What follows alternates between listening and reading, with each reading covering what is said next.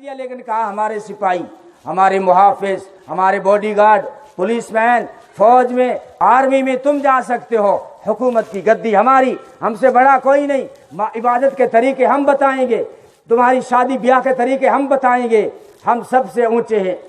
یہی حال تھا دنیا کا بھی.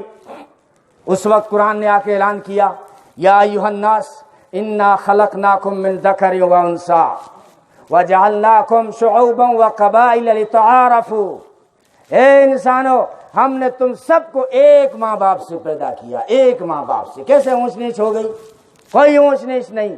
یہ قبیلے کیوں بنائے اللہ, یہ خاندان کیوں بنائے؟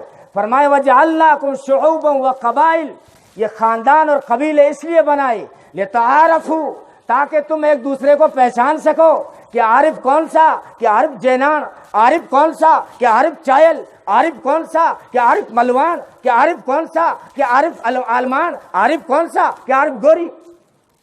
یہ پہچان کے لیے ہے, ورنہ تم میں کوئی بڑا نہیں ہے کہ میں ہاتھی کھانی, ہاں تو ہاتھی کھاوے گے. یہ نام بڑا رکھنے سے کوئی بڑا نہیں ہوتا. یہ اس لیے بڑا کون ہے؟ اللہ. پوچھو اللہ سے بڑا کون؟ فرمایا ان اکرمکم عند اللہ اتقاکم.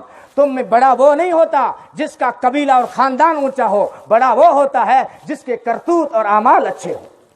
ان اکرمکم عند اللہ اتقاکم, جو تقوی میں بڑا ہوا ہے, جس کے کرتوت اچھے ہیں, وہی اونچا.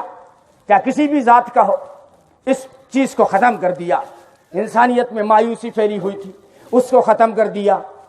انسان گنہگار سمجھتے تھے, اب ہماری نہیں سنی جائے گی, اب تو ہمارے لیے جہنم پکی. مایوس ہو گئے تھے.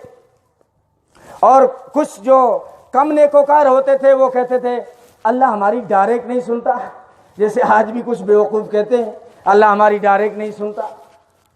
کس نے تمہیں دھوکہ دے دیا وہ تمہاری ڈائریکٹ نہیں سنتا؟ وہ تو چونٹی کی ڈائریکٹ سنے اور تیری نہ سنے. سمجھ میں آنے والی بات ہے. چونٹی نے دعا کر